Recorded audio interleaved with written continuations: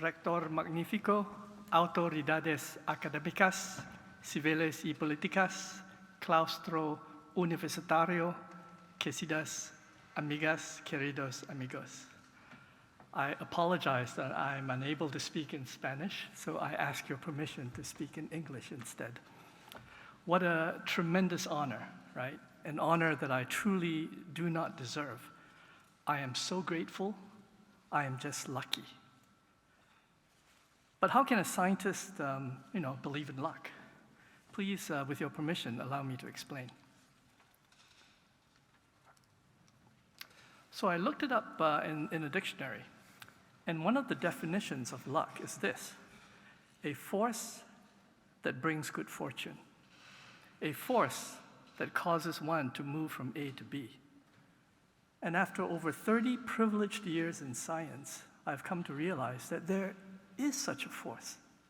It is the special, powerful force of collaboration. Science is objective, but science is executed by humans, right? So it really is the connection between humans and colleagues that over time causes a trajectory that hopefully brings us closer to the truth that we all seek to find. As Maria may have hinted, I grew up in a very small island called Penang in a small country called Malaysia. Whoops, go backwards. You can drive around this entire island in about an hour, right? So in the 1970s, there were only 2 universities in Malaysia. So for a not very good student like me, it wasn't going to be easy to get in. So I was very lucky to get a scholarship. And then I decided then to leave home at the age of 16 and move to Singapore. I finished high school in Singapore, and then I had to make a decision again, right? Do I stay, or do I try something else somewhere else? Not sure why, to be honest, but I decided to leave. And the next step in my journey was a long one. I did not know the US did not know me, but this wonderful country somehow gave me a chance. And so I moved. I moved to the East Coast of the US, went to college, finished college, went to grad school in California, did my postdoc, and then perhaps foolishly moved back again to Boston to suffer the cold winters there. Right? But with your permission, over the next 20 minutes or so, I hope to share with you my journey and the connections, my teachers, my mentors, my colleagues, my friends, that I'm so lucky to have. The connections that over 30 years have given me this opportunity to be just a lucky participant in science. My undergrad degree was in engineering. But how do you really know what you want to do, right, when you're 18 or 19 years old? Well, what I knew was I was not ready to go out and get a job in the real world. So by senior year, I had to explore other options. I found a professor in the medical school, Dr. Nath. And even though I had no background in medicine or biology, he gave me a chance. He took me in, assigned me a book to read, gave me a project. It turns out that in radiotherapy, the deposition of the radiation dose falls away rapidly from the surface of the tissue, but there's this small dose buildup region, right? And for breast cancer radiotherapy, this may affect how you calculate the radiation dose for your therapy protocol, right? Because as Dr. Nath used to say to me, Eng, you see the breast is round. So I used an engineering approach instead because I didn't understand biophysics or biochemistry, and I found that the so-called model that most closely approximated the real dose distribution was by having this ellipsoid interact with the surface. So this really was my first exposure to biomedical research. After graduation, again, to avoid job hunting in the real world, I applied to grad school. I moved to Berkeley and was lucky to join a lab led by Jack Fabricant, one of the pioneers in radiosurgery. Unlike photons, the way charged particles are absorbed into tissue is different, right? Something called a Bragg peak. The particle goes into the tissue, it slows down, deposits energy, slows down some more, and then suddenly, all at once, it stops and deposits all its radiation energy at once. This is important because now you can treat, right, deep tumors or targets deep in tissue without subjecting the rest of the path to high radiation, right? So our lab was using a cyclotron to produce helium ion beams and treating patients with these diseases called arteriovenous malformations, or AVMs. AVMs are this tangle of malformed blood vessels in the brain. They steal blood flow from surrounding brain, and these vessels are a little bit fragile, so they're prone to bleeding, right? So with Bragg peak radiosurgery, you can treat these AVMs, cause them to close off, and cure the patient. But unfortunately, in some patients, you have a side effect, right? And the side effect is you see these very high-intensity signals deep in the brain. But what were these signals? Is it demyelination? Is it edema? So I developed an animal model and began to learn how to use in vivo imaging to probe the brain. After I finished my PhD, I had to do a postdoc. But where? One option was Stanford. We were already working with the surgeons down the way, right? So I was interested in understanding how radiation changed blood flow in the brain, how radiation may change the blood-brain barrier. Stanford seemed like a logical place, but what I found out very quickly was that, physicists are trying to use accelerators and cyclotrons to answer questions about the universe, and here's this useless postdoc who wants radiation to irradiate mice, not gonna happen. So my supervisor, Gary Steinberg, said, Eng, why don't I show you a different way to change blood flow in the brain by surgically occluding blood vessels? And it turns out that this then is, a model for stroke. So believe it or not, this is how I ended up in stroke research, indirectly, unintentionally, and backwards, I'm embarrassed to say. So the late 80s and the early 90s were exciting times in stroke research. The field had just discovered excitotoxicity, which is this concept of how to treat the neurons, right, the brain cells, after a stroke and prevent them from dying. But even then, I was convinced that cells cannot act alone, that there are many different types of cells in the brain. And even if you find a therapy that's supposed to only target the neurons, you may have other effects. So some experiments that we did showed that yes, by using these glutamate receptor antagonists, you were not only changing the way neurons behave during a stroke, you may actually change blood flow as well. And so this really was my beginning of trying to understand how different cell types in the brain talk to each other during function and during disease. After finishing my postdoc, unfortunately, there's no longer any way to avoid reality, so I had to go job hunting in the real world, and the only job I could find was back on the East Coast. So I had to move back to Boston and suffer the cold winters in Boston all over again. So I was lucky to join a new center at MGH called the Center for Imaging and Pharmaceutical Research. Our director, Dr. Jerry Wolf, had this idea. He believed that you cannot develop drugs unless you use in vivo imaging. And he was right. Those were exciting new days of imaging. We used diffusion-weighted MRI to show how we can treat strokes in animal models. And in fact, this particular imaging technique is now used routinely for stroke patients worldwide. We use functional CT scans. MGH has one of the world's first spiral CT scanners that allow you to take these very quick CT scans of the brain. And by doing so, you can measure blood flow. And again, these MRI and CT scans are now routinely used worldwide for animal models, for patients.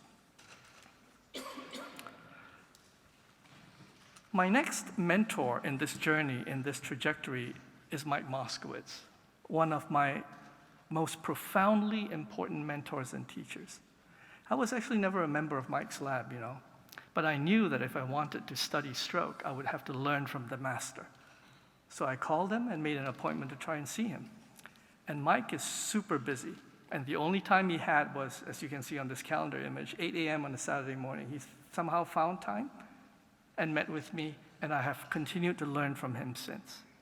With Mike's help, I learned to use these powerful imaging tools to not only probe the brain, but begin to study mechanisms. What genes are involved in sustaining the blood flow in stroke?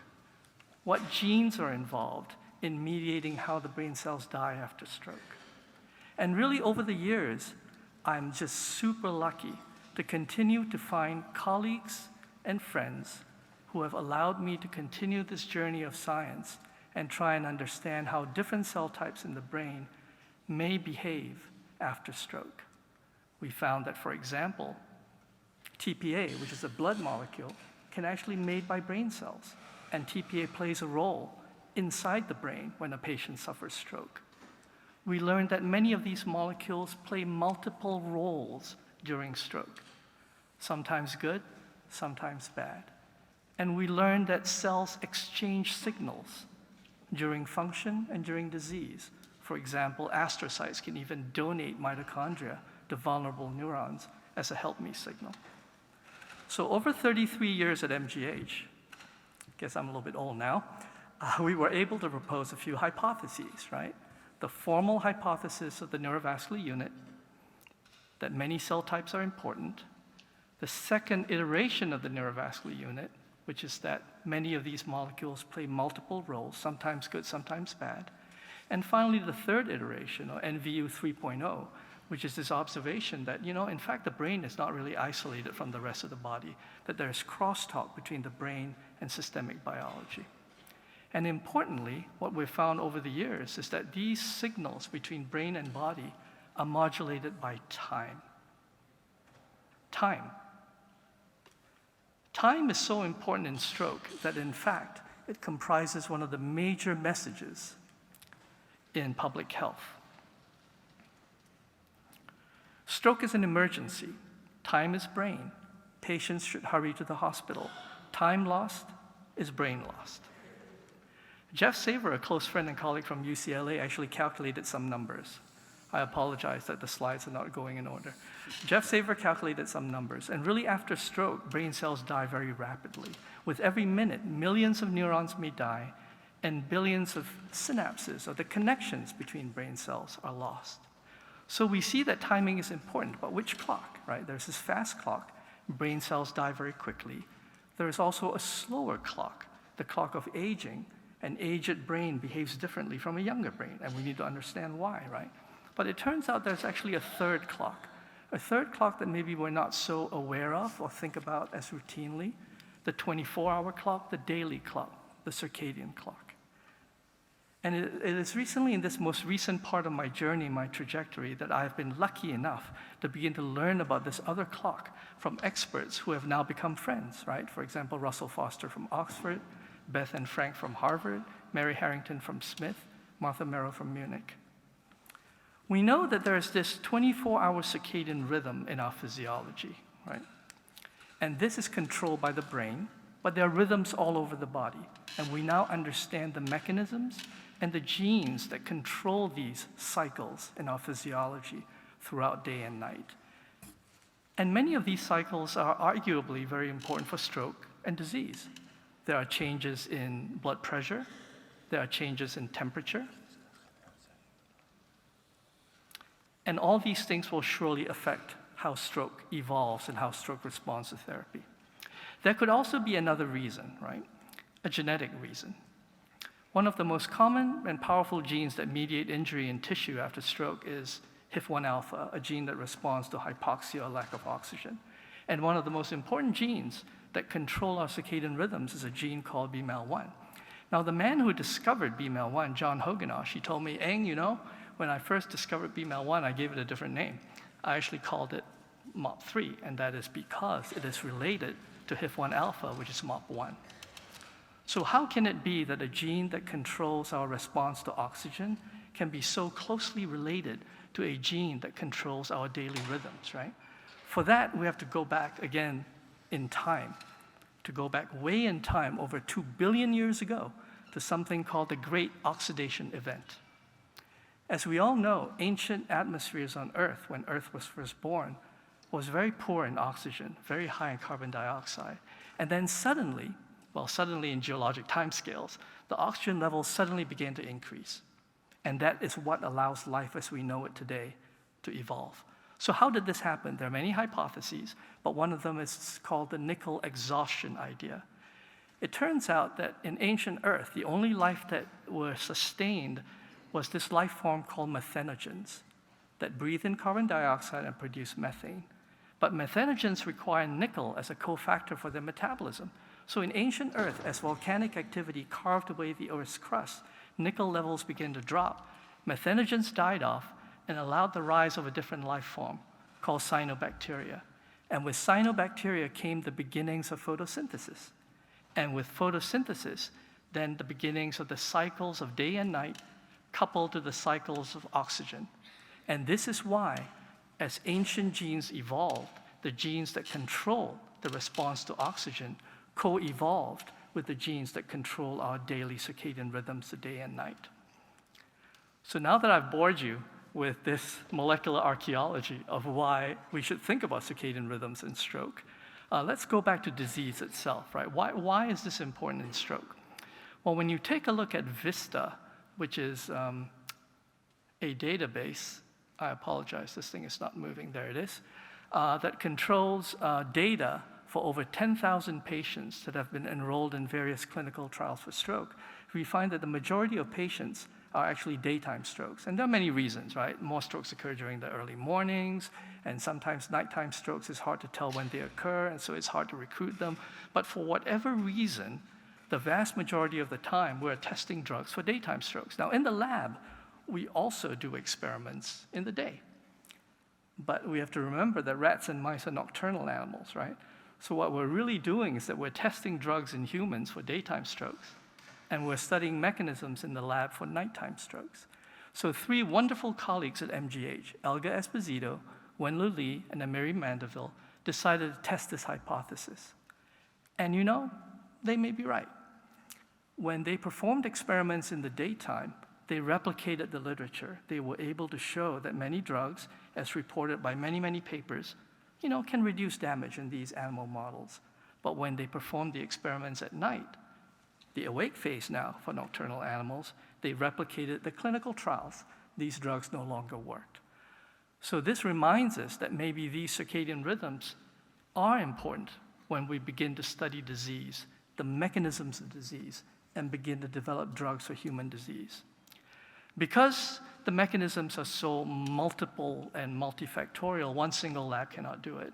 So early in 2020, we were very lucky to develop and grow this international consortium called CIRCA.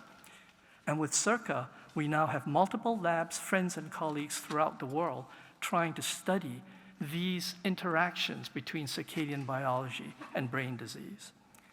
We're still excited to continue our work, but with your permission, I'll share with you 2 quick examples, right?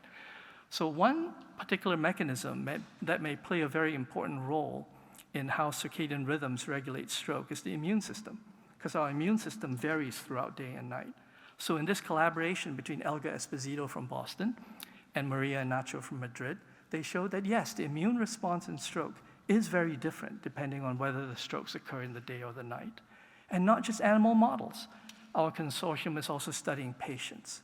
So from Dong-Yok Kim's lab in Seoul, Korea, he began to study over 14,000 stroke patients and showed that yes, the way the clinical deterioration of these strokes progress was indeed different in day and night. And from Stanford, Greg Alber's group has found imaging evidence to support the Korean findings, that when we take MRIs of these stroke patients, they look very different depending on whether the strokes occur in the day or the night. So now this is where I am in my truly lucky journey in science, and hopefully I've managed to share with you this fundamental idea that everything is connected, people and ideas, starting with engineering, radiotherapy, trying to image blood flow, understanding how tissue injury and repair happens. All these connections are really important in science. And most importantly, these connections cannot exist without connections between people that allow the science to happen. So over 30 years at MGH, I'm proud to say that I've had many connections with colleagues and friends, and not only within MGH, but throughout the world, with former students and fellows and ongoing collaborators everywhere. And today, I'm even more lucky, because now here I am, hopefully taking my last but hopefully not final step here in Madrid. I cannot find the right words, but perhaps the first word comes back, right? Luck. I'm lucky that the US took me in. I'm lucky to have met my wife, Paulina, who's here. Lucky to have 2 wonderful kids, Lauren and Evan. Lucky to have friends and dear colleagues and collaborators here in Spain, Nacho and Maria. Ana Rosell from Barcelona, Joan Montaner, I think he used to be in Barcelona, but I think he's in Seville now. And of course, Ana Planas from Barcelona as well. I truly don't deserve this honor, but I can only accept it on behalf of all the colleagues and friends and teachers that I've had throughout this journey. I'm lucky to explore science, and guys, may we continue to be lucky together. Thank you.